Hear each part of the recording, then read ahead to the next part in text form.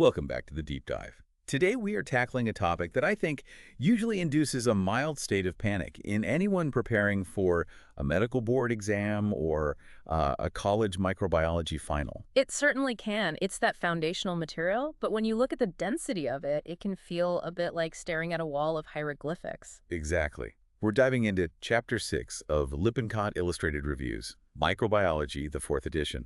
The title is Bacterial Structure, Growth, and Metabolism. And I know what you're thinking. Oh, yeah. You see that title and you just think, memorization. Yeah. A boring list of parts. Right. You think, okay, here's the flagella, here's the capsule, memorize the definition, move on.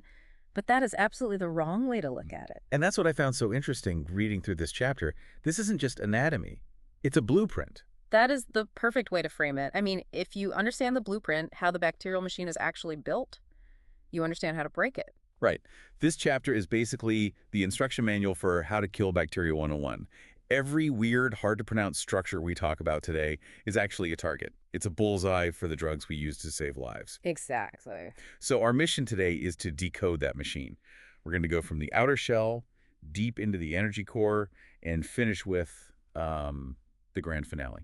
The assembly line of the cell wall, that's where the real pharmacological magic happens. So to do that, we should probably start with the most fundamental distinction in biology, right? The line in the sand between us and them. Eukaryotes versus prokaryotes. The us being eukaryotes, we have a nucleus, we have complex chromosomes, mitochondria, we're fancy. Correct. And bacteria are prokaryotes. The word literally means before the nucleus. They're, simpler.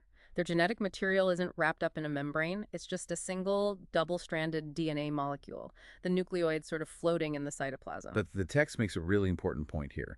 Simpler doesn't mean weaker, and more importantly for us, different means vulnerable. Precisely. Because they are so different from us, they have structures we completely lack, and that gives us the golden rule of antibiotics, selective toxicity. We want to shoot a drug that hits the bacterial armor but just bounces right off our own cell. That's the whole game. So let's look at that armor. The text spends a huge amount of time on the cell envelope, and specifically this mesh-like layer called peptidoglycan. Peptidoglycan. This is the structural integrity of the cell. You have to understand bacteria are under immense internal pressure. It's called turgor pressure. Okay. Without this rigid mesh holding them together, they would pop like a water balloon. Okay. Let's unpack the chemistry of this mesh, because if you look at figure 6.2 in the book, it really does look like a chain link fence. That's a great visualization. The chain part, or the backbone, is made of these alternating sugars, N-acetylglucosamine and N-acetylmuramic acid. Which we will mercifully shorten to NAG and NM. Please, yes. So you have these long strands of NAG and NM. That's the wire. But a fence isn't strong if you just have parallel wires, right? No, you need to clip them together. You need to clip them together, and that's the peptido part of peptidoglycan. Ah. Yes. Attached to that NAM sugar is a short peptide chain. And here's a fascinating little detail from the text that you might miss if you're skimming. These chains contain D-amino acids. Why is that fascinating? Because nature, especially in humans, almost exclusively uses L-amino acids to build proteins.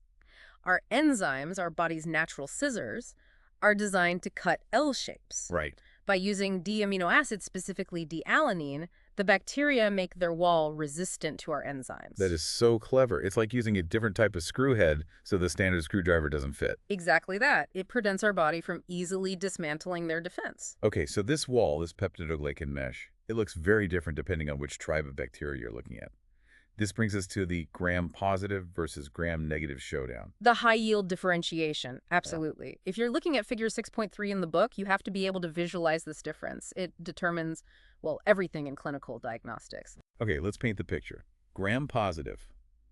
I'm picturing a medieval fortress with a massive, thick stone wall. That's accurate. It's a really good analogy. Gram-positives have a very thick, multi-layered peptidoglycan wall sitting right outside their cytoplasmic membrane. But it's not just stone. It has reinforcement bars running through it. These are the teichoic acids. Those are the teichoic acids, and then you have lipoteichoic acids, which are similar, but they're anchored all the way down into the lipid membrane below. So what do those do? They stick out of the surface and are major antigens. They're what our immune system sees and identifies as a threat. Got it. Thick wall, reinforced with teichoic acid rebar. Simple. Now, gram-negative. The text calls this a complex sandwich. It is much more complex. Imagine you have the inner membrane, then a very thin layer of peptidoglycan, way thinner than the gram-positive one, and that thin layer is sort of floating in a space called the periplasmic space. The periplasmic space isn't empty, though, right? No, not at all. It's a gel-like compartment. It's full of transport proteins and enzymes that can actually degrade antibiotics. Yeah. But here's the kicker. On top of that thin wall, there's a whole second membrane.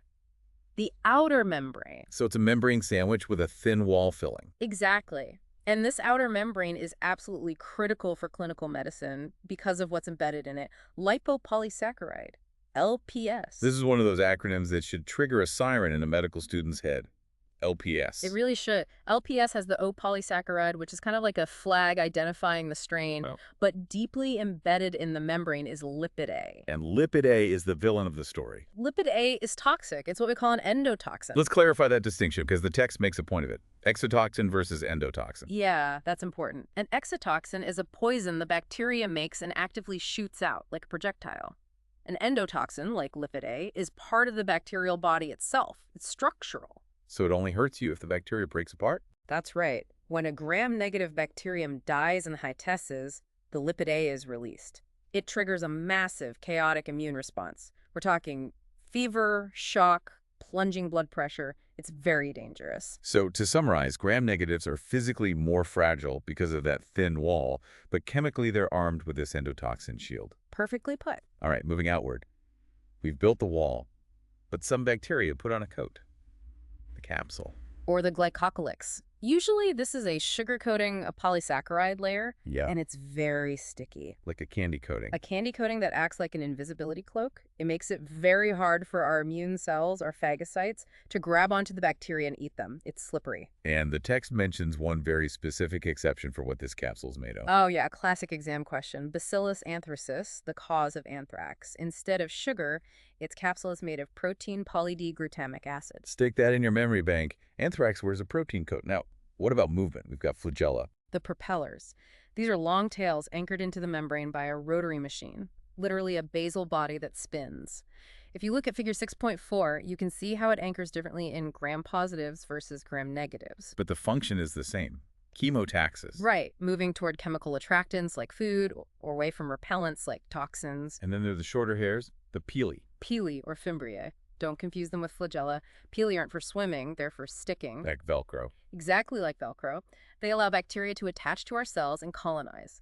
Without pili, many bacteria, like Neisseria gonorrhea, would just be flushed right out of the body by urine or mucus. Okay, so we've covered the body and the accessories. I want to talk about the bunker strategy, spores. This is a survival mechanism that is strictly the domain of certain gram-positive rods, specifically the genera Bacillus and Clostridium. When things get tough, no food, dry conditions, these guys don't just die. Yeah. They transform. They repackage their DNA into this dehydrated core, wrap it in a multi-layered coat containing something called calcium depicolinate, and then the rest of the cell just dies away. Leaving this indestructible pod, the endospore. And they are unbelievably tough. The book calls them the most resistant life forms known. So they can survive boiling. Yes, and that is the critical clinical takeaway. Standard boiling at 100 degrees Celsius will not kill spores. If you have surgical instruments contaminated with Clostridium tetani or Clostridium botulinum, boiling them won't make them safe. So how do we kill them? You need an autoclave, you need high pressure and high heat, raising the temperature to 121 degrees Celsius for at least 15 minutes. Or if you're John Tyndall, you use Tyndallization. I love this bit. It's a clever hack if you don't have an autoclave. You boil the liquid, which kills the active vegetative cells. The spores survive. Then you wait. Let them cool down. You let it sit at room temperature. The spores think, the coast is clear, and they sprout. They germinate back into vulnerable bacteria. And then you get them. And then you boil them again. You repeat this cycle 3 times to catch them all. But, in a modern hospital, please just use the autoclave. Noted. Let's shift gears from survival to growth. The text shows this classic curve of bacterial growth in a liquid, figure 6.6. It's got 4 phases. The lag, log, stationary, and death phases. Walk us through it. We drop some bacteria into a tasty broth. First, the lag phase. Numerically, nothing is happening. They aren't dividing yet. They're just sensing the environment, gearing up, making enzymes. Then boom, the log phase. Exponential growth. Binary fission. 1 becomes 2, 2 become 4. The population just skyrockets. And clinically, this is often when bacteria are most vulnerable to certain antibiotics, like penicillin. Why is that? Because penicillin attacks cell wall synthesis. And in the log phase, they're building walls as fast as they possibly can. It's the best time to strike. Then they hit a wall figuratively, the stationary phase. Right. Nutrients run out. Toxins build up. They stop growing. The number of new cells equals the number of dying cells. And finally, the death phase, where the population just collapses. Okay, so to fuel all this growth, they need energy. The text outlines 3 ways they get it: aerobic respiration, anaerobic respiration, and fermentation. Right. Aerobic is what we do using oxygen as the final electron acceptor. It's highly efficient. Anaerobic respiration is similar, but they use inorganic compounds like nitrate or sulfate instead of oxygen. But fermentation, Yeah. this is the one that always confuses people. It's low energy, right? Very low energy. But it's necessary for some bacteria when oxygen isn't around. The key concept here isn't just about making energy, it's about recycling. Recycling what? NADH. When you break down sugar, you make NADH. If you have too much NADH and no NAD plus NAD, the whole system just jams. Fermentation is a way to dump electrons onto organic molecules making acids or alcohols, just to recycle that NADH back into NAD plus NAD. And the byproducts of that recycling are what give us different fermentation products. Which can be toxic to our tissues, or really useful in the lab to identify the bacteria. For example, knowing if a bug ferments lactose is a key diagnostic test. Okay, we have arrived at the grand finale. Section 6. Peptidoglycan synthesis. This is the most complex biochemical section, but I would argue it is the most important. If you are following along in the book, you have to look at figure 6.9. This is the assembly line of the cell wall. And almost every single step in this assembly line is a target for a drug. So let's build the wall. Step 1 happens inside the factory, the cytoplasm. Right. You have your building block, NAM. You attach it to a carrier called UDP. Then you add that peptide tail we talked about earlier. The tail with the D-amino acids. Correct. And it ends in a very specific sequence. D-allenyl, D-alanine. Diala. That is the magic code. Now there's a drug called cycloserine. It works right here in the cytoplasm. It inhibits the enzyme that adds those 2 D-alanines. If you can't make the tail, you can't build the wall. Simple enough. But assuming we dodge cycloserine, we have our block ready. But it's stuck inside the cell. It needs to get outside. Enter the conveyor belt. The block is transferred to a massive lipid carrier in the membrane called bactoprenyl phosphate, or BPP. The text calls this a membrane lipid carrier. I picture it like a rotating door or maybe a dump truck. A dump truck is a good analogy. It takes the NAM NAG unit and it flips it from the inside of the membrane to the outside. But wait, there's a toll booth here.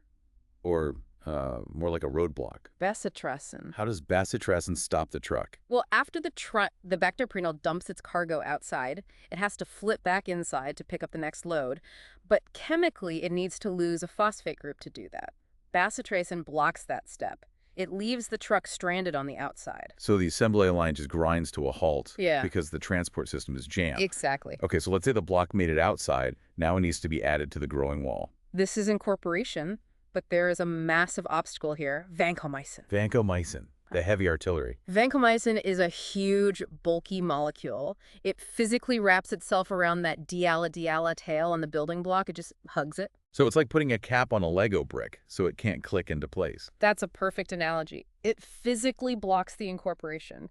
The enzymes that are supposed to build the wall simply can't get to the substrate because vancomycin is in the way. Okay, final step. Let's say we've added the bricks. Now we need to cement them together to make that rigid mesh. This is the cross-linking. This is the transpeptidation reaction. You connect the peptide chains of neighboring strands to lock the mesh together. The enzyme that does this is called a transpeptidase. But in the medical world, we know this enzyme by a different name. Penicillin-binding protein, or PBP. Because, well, penicillin binds to it. Exactly. This is the most famous mechanism in antibiotic history. The beta-lactam antibiotics, penicillins, cephalosporins, they mimic the structure of D-alladila. They're decoys. They absolutely are. The PBP enzyme thinks it's grabbing the wall to cross-link it, but instead it grabs the penicillin. The antibiotic binds covalently to the active site and permanently disables the enzyme. So the glue never sets. The glue never sets. But the bacteria keeps growing. It keeps trying to expand. The wall becomes weak, structurally unsound, and eventually that internal turgor pressure we mentioned at the start. It blows the cell apart. It blows the cell apart. Lysis. It's incredible. Every major class of cell wall antibiotics hits a specific step in this one diagram. Cycloserine hits the tail inside. Bacitracin hits the carrier in the membrane. Vancomycin covers the brick outside. And penicillin breaks the glue gun. And that is why structure matters. You can't understand the cure if you don't understand the target. So what does this all mean for you, the listener? We've gone from the DNA nucleoid all the way to the outer membrane and the drugs that destroy it. It means that when you look at a patient with an infection or a test question about an antibiotic, you aren't just memorizing names. You are visualizing a molecular wrench being thrown into a specific gear of a bacterial machine. And here's where it gets really interesting for the future. We talked about how penicillin binds to PBPs. The text mentions that resistance happens when bacteria genetically modify their PBPs, so the drug doesn't stick anymore. That is the big threat. If they change the locks, our keys start working. Methicillin-resistant Staphylococcus aureus MRSA is exactly that. It's a bacterium with an altered PBP that beta-lactams just can't touch. Which raises the provocative question. If the bacteria are constantly redesigning their own blueprints to evade us, are we running out of targets?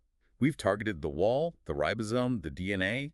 What's left? That is the question keeping microbiologists awake at night. We have to find new gears to jam, and that's why understanding this chapter is just the first step. Something to mull over.